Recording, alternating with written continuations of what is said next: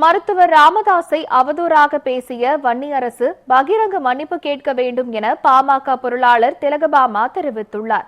விருதுநகர் மாவட்டம் சிவகாசியில் நியூஸ் 7 தமிழுக்கு பாமக பொருளாளர் திலகபாமா பேட்டி அளித்தார்.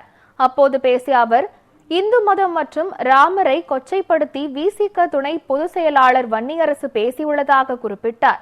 மேலும் ஆணவ படுகொலைக்கு ராமதாஸ் தான் காரணம் என பொய்யை அள்ளி வீசியிருக்கிறார் எனவும், தேர்தல் நெருங்குவதால் திமுகவிடம் சீட்டுக்காக அடி போட வேண்டியுள்ளது என்றும், இதுபோன்ற பொய் பிரச்சாரத்தை வன்னியரசு பருப்பதாகவும் தெரிவித்தார். விசிகவின் கொள்கை கோட்பாடுகளை மேடையில் பேசுங்கள், அப்படி பேசுவதற்கு எதுவுமே இல்லை என்றால் பாமகவை ஏன் விமர்சிக்கிறீர்கள் எனவும் திலகபாமா கேள்வி எழுப்பியுள்ளார். விடுதலை சிறுத்தைகளின் பொதுச் செயலாளர் வன்னியரசு அவர்கள் நேற்றைக்கு இந்து மதத்தில் தொடங்கி இந்து மதத்தினர் வழிபடும் அவர்களின் நம்பிக்கைகளின் ராமரை கொச்சைப்படுத்தி கடைசியாக பாட்டாளி மக்கள் கட்சியின் நிறுவனர் மருத்துவர் ஐயாவையும் இங்கு நடக்கிற ஆணவ படுகொலைக்கெல்லாம் அவர்தான் காரணம் என்பது போல சொல்லிவிட்டு போயிருக்கிறார். பொய் குற்றச்சாட்டுகளை அள்ளி வீசுவதிலும் தேர்தல் நெருங்கிவிட்டது. திமுகவிடம் இன்னும் சீட்டுக்கு நாம் அடிபோட வேண்டி இருக்குது. திமுகவுக்கு மாரடிக்கிறதுக்காக நீங்க எப்படி இவ்வளவு மோசமான வார்த்தைகளை வெளியிடுகிறீர்கள் என்று எனக்கு புரியவே இல்லை. இந்து மதம் என்பது பேர் வேணா யாரோ வச்சிருக்கலாம், ஆனா இங்கு இந்த இந்திய தேசத்தின் ஒரு வாழ்வியல், அது பன்மைத்தன்மை. அது ஒவ்வொருத்தரும் ஒவ்வொரு வாழ்வியலை கடைபிடிப்பதற்கான எல்லா சுதந்திரத்தையும் கொண்டிருக்கிறது.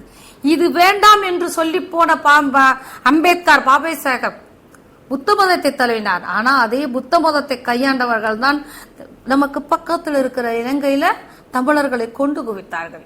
நீங்கள் புரிந்து கொள்ள வேண்டும், எந்த மதமும் யாரையும் இழிவுபடுத்த சொல்லித்தரவில்லை. தனி மனிதர்கள் தான் அதை தீர்மானிக்கிறார்கள். தனி மனிதர்கள் தான் அதை திருத்தி தவறான பாதைக்கு கொண்டு செல்கிறார்கள். நீங்கள் எதிர்க்க வேண்டியது தனி மனிதர்களை மட்டுமே அல்ல.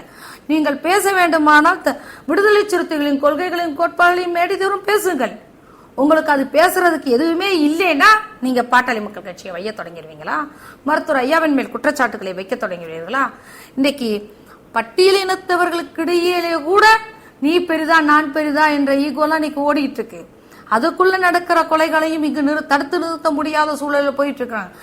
இந்த இடத்தில் இருந்து கொண்டு ஒரு பெண் எப்படி இந்த நிலத்தில் சமமாக வாழ முடியும், அவள் விருப்பமோடு வாழ முடியும் என்பதனை தீர்மானிப்பதற்கு நீங்கள் இந்த விருப்பம் கூட திணிக்கப்படுகிறதுங்கிறதான் பாட்டாளி மக்கள் கட்சி பல நேரங்களில் எதிர்த்திருக்கு.